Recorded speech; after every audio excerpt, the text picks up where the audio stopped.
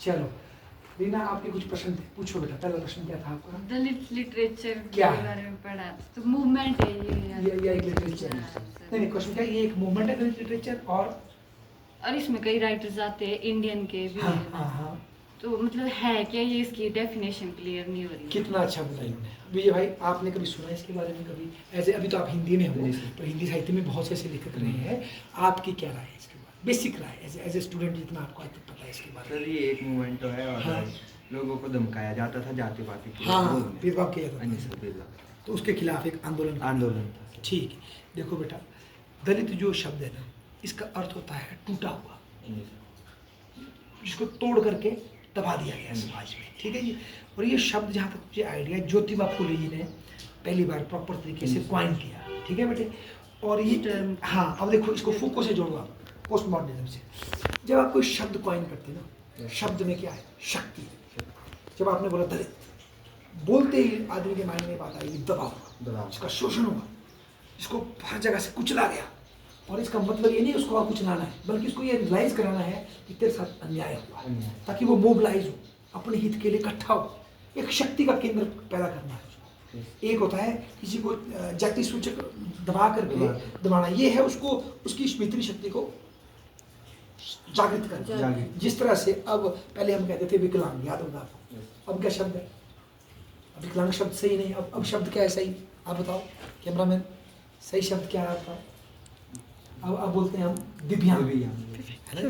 फर्क तो कुछ नहीं है, मेरे बाजू नहीं है, बात तो वही है, परंतु कहने का तरीका है, बात की पॉजिटिविटी को फोकस करने का तरीका है। तो शब्द में शक्ति है, तो वो कॉन्सेप्ट पे चलता है। तो दलित जब एक आइडेंटिटी बनाई गई, एक कॉन्सेप्ट दिया गया, और ज्योतिबा फुले ने इसको और गति से महाराष्ट्र में बढ़ाया, तो उन्होंने बोला कि समाज में ऐसे वर्ग हैं जिन पर गुलामगिरी थोपी जाती है। किताब भी है उनकी गुलामगिरी, तो आपसे गुलामगिरी कराई जाती है, आप खुद अपने माइंड से भी गुलाम हैं, उन्हीं को ढूंढते जो आपका शोषण करते हैं। क्यों ढूंढ रहे हैं उनको? खुद आप पवित्र किताबों को पढ़ो, खुद वेदों का अध्ययन करो, किसी को झुकने की जरूरत नहीं है आपको, और कर्म कांडों के बजाय तर्क पे चलो। ये बात ज्योतिबा फुले की बोली, ठीक है जी। और उन्होंने अपने समाज में जो उनसे भी नीचे थे ना, उनका भला किया। खुद वो अगर शूद्र वर्ण में आते थे, तो उन्होंने जो अछूत थे उनको जाके पढ़ाया, उनके लिए स्कूल खोला। उनकी पत्नी सावित्रीबाई फुले, जबकि उनके पिता ने दबाव में आकर के अपने ही बेटे को अपने परिवार से बाहर कर दिया कि भाई ये जाति के रूल फॉलो नहीं कर रहा है, पर वो खड़े रहे। उनका साथ कई ब्राह्मणों ने भी दिया, कई बुद्धिजीवियों ने दिया, कई अंग्रेजों ने भी दिया कि ये अच्छा कर रहा है। उसने विधवा लड़कियों के लिए और जो बेचारे महार मांग जाति के जो अछूत थे उनको पढ़ाया, और उन्हीं में से परिवारों में से आगे निकले अम्बेडकर। अम्बेडकर जी के पिता भी महार थे, वो महार रेजिमेंट के सदस्य थे, तो वहाँ से अम्बेडकर बाहर निकला। तो कई लोग कहते हैं कि बिना फुले के अम्बेडकर नहीं हो सकता था। ज्योतिबा फुले ने वो ग्राउंड तैयार किया महाराष्ट्र में कि अम्बेडकर जैसा एक नया लीडर उसके आगे टेक ओवर कर सके, ठीक है जी। और अम्बेडकर जब आते हैं, वो तो अपने आप में एक बड़ी छवि लेके आते हैं, और उनका ज़्यादा शब्द जो डिप्रेस्ड क्लासेस था, कि जिनको समाज में दबाया गया, ठीक है, उसके लिए लड़ते हैं। मूक नायक अपना लिखते हैं कि जो लोग बोल नहीं सकते, दबाए गए, वही बात आई ना, बहिष्कृत भारत, ऐसा भारत जो बहिष्कृत किया गया, उसके ऊपर से रचनाएं लिखते हैं। शूद्रा के ऊपर लिखते हैं, शूद्र थे कौन, अनटचेबल थे कौन, उसमें भी दिखाते हैं कि किस तरह से उनको शूद्र कहा गया, पर वो असल में क्षत्रिय थे, युद्ध में हारे हुए क्षत्रिय, जिनको दूसरे जीतने वालों ने अपने उसमें दबाया, ठीक है। इस तरह की थ्योरी भी थे। उसके बाद अम्बेडकर के जाने के बाद, जब अम्बेडकर चले जाते हैं और संविधान का निर्माण भी करके जाते हैं, और बाद में वो बुद्धिस्ट बनते हैं, उनके जाने के बाद एक निराशा फैल जाती है, क्योंकि जिनसे अम्बेडकर को उम्मीद होती है, बहुत से लोग अपने MLA MP बन के, मंत्री बन के सेटिस्फाई हो जाते हैं, और समाज के बड़े मुद्दे को नहीं उठाते, अपना व्यक्तिगत लाभ देखते हैं। विशेषकर किन की बात कर रहा हूँ मैं? वही जिनको दलित कहा, उन्हीं वर्गों की बात कर रहा हूँ कि वो अपना ही फायदा देखते हैं। उसमें इलीट लोग अपने भाई बंधों की तरक्की के लिए नहीं सोच पाते, वो भी अपने स्वार्थ से खुद थे। तो अम्बेडकर काफ़ी फ्रस्ट्रेटेड भी थे। पर बाद में क्या होता है, धीरे धीरे इसी वर्ग में जो पढ़ता लिखता है, जॉब करता है, इनमें एक कॉन्शियसनेस आती है धीरे धीरे, ठीक है। और वो दलित पैंथर के नाम से फेमस होती है। वो नकल है किसकी? वेस्ट की, क्योंकि वेस्ट में 70 में ही दशक में ब्लैक पैंथर चलती है, काले लोग इकट्ठे होकर एग्रेसिव हो जाते हैं, कोई कुछ बोले उससे लड़ाई करते हैं, हिंसा का प्रयोग करते हैं, तो उसी की नकल मार के दलित पैंथर, क्योंकि वेस्ट में कॉपी करते हैं। ये आइडेंटिटी पॉलिटिक्स है ना, कि भाई इसको हिंदी में क्या बोलेंगे, मतलब किसी की आइडेंटिटी को हिंदी में क्या बोलेंगे, इसको शब्द नहीं मिल रहा। आइडेंटिटी पॉलिटिक्स क्या बोले, पहचान की राजनीति है ना जी, जो आजकल चली, ट्राइबल है, दलित है, OBC पहचान, ठीक है, या थर्ड सेक्स है, ठीक है, LGBTQ पहचान की राजनीति। पहले अपनी पहचान बनाओ, फिर उसके आधार पर अपने हकों की लड़ाई करो। उसके बाद इसमें फिर कई लेखक जुड़ जाते हैं, ठीक है? और इसका जो ग्राउंड में लीडर बनते हैं वो बनते हैं काशीराम जी। वो एक पढ़े लिखे लोगों की, दलित वर्ग के लोगों की वो बनाते हैं संस्था, उसका नाम है DSO, दलित शोषित संगठित, ऐसा कुछ 4 बार ऐसा लगता है संस्था बनाते हैं। बाद में यही संस्था एक पार्टी बनती है, इसका नाम होता है बहुजन समाजवादी पार्टी, और उसको फेमस करती है ये होते पंजाब से, पर ज़्यादा प्रसिद्धि मिलती है उसको यूपी में, क्योंकि वहाँ मायावती नाम की लीडरशिप आती है। और मायावती फिर अपने बूते पे अपने समुदाय की हेल्प से जाति से संबंध रखती है, SC में वो, तो फिर वो CM भी बनती है, आज भी वो है।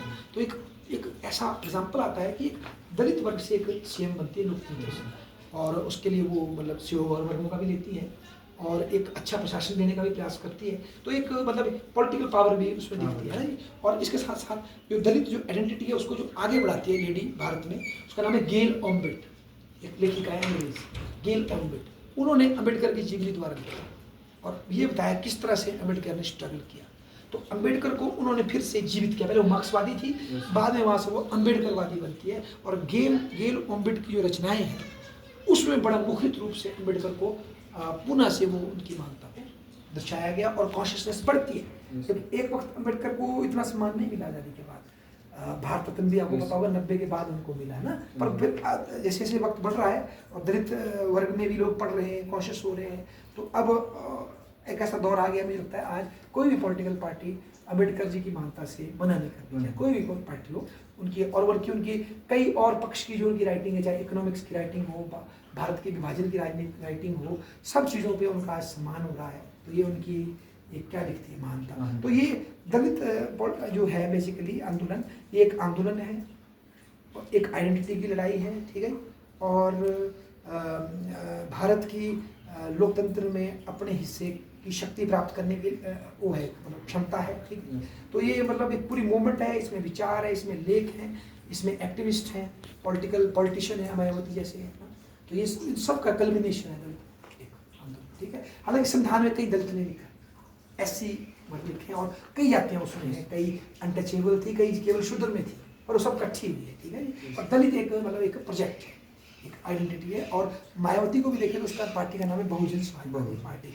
तो उसका मतलब ये था कि जो समाज में अगड़े हैं उनको छोड़ के सारे OBC और उसको जोड़ के हम अपनी संख्या बढ़ा करके शक्ति को प्राप्त करेंगे। मतलब ये बहुसंख्यकवादी राजनीति है कि हम ज़्यादा हैं, हमें सताया गया है, तो हमें अब सत्ता को क्या करना है, प्राप्त करना है, ठीक है।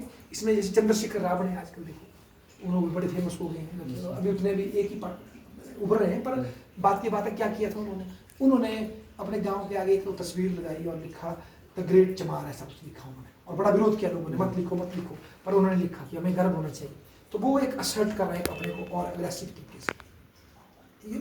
और पंजाब में बोलते एक विद्वान है रौनकी राम जी, वो भी बड़े आगे स्तर पर दलित के बारे में लिखते हैं, क्योंकि पंजाब में भी शोषण बहुत ज़्यादा है, और एक दलित आबादी भी बहुत है पंजाब में। अगर आप देखेंगे तो आज जो वहाँ जो ये डेरे हैं, इनमें दलित लोग ज़्यादा जा रहे हैं, क्योंकि जो मेन सिक्खी का जो रिलीजन है, जो ये मेन मंदिर है, वहाँ पर उनकी उतनी सेव है, और कई लोग कन्वर्ट क्रिश्चियनिटी में भी जा रहे हैं। तो दलित अपने आप में एक बहुत ज़बरदस्त कॉन्शियसनेस है, और ये मतलब मैं कह सकता हूँ कि इसने भारत में डेमोक्राइजेशन को बढ़ाने में क्या निभाई है, भूमिका निभाई। तो इससे संबंधित नेता, इससे संबंधित इतिहासकार, इससे संबंधित मेन छवियाँ आपको पढ़नी पड़ेगी, उन पर डिस्कस करनी पड़ेगी। और मेन शुरू में अगर आप शुरू करें तो ये शुरू होगी फूले से, फिर जाओ आप अम्बेडकर में, और फिर अम्बेडकर पे किन्होंने लिखा है उनको लिखो आप। विशेषकर मुझे याद आ रहा है पॉलिटिकल साइंस के छात्र गेल ऑम्बिट का बड़ा काम उनको फेमस करने में 90s में उस औरत ने कई अम्बेडकर के वॉल्यूम लिखे, और उसमें विशेष उसका स्लांट रहा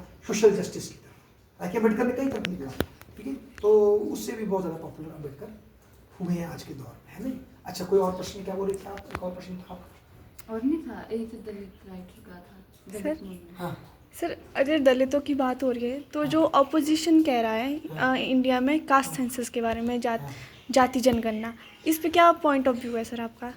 मेरा तो क्या दलित एंगल से पूछ रहे हैं आप कि मेरा क्या एंगल? सर उस एंगल से पूछ रही हूँ जिससे जो पॉलिटिकल पार्टीज है वो जो जाति। समझ गया। Yes sir. देखो बेटा, जो तो जितनी भी पार्टियां आइडेंटिटी पॉलिटिक्स पे है ना, कास्ट वाली, हिंदू वाली नहीं, कास्ट वाली, यस।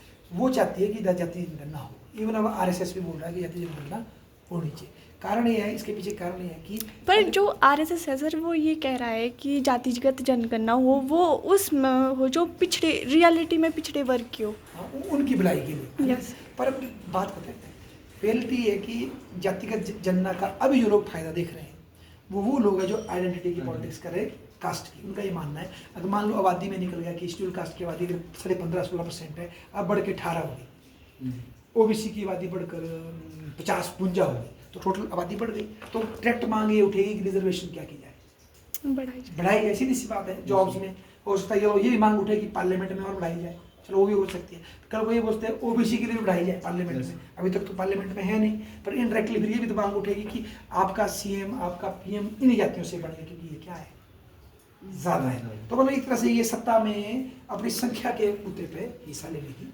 कोशिश, जो लोकतंत्र का पार्ट है। हम ऐसा नहीं बोलते कि ये गलत है, ठीक है ना ये। और आरएसएस शुरू में इसलिए इनसिक्योर था मेरे हिसाब से कि उनको लगा कि इससे कहीं ऐसा ना हो कि लोग हिंदुत्व के नाम पे इकट्ठे होने के बजाय जातियों में बढ़ जाए।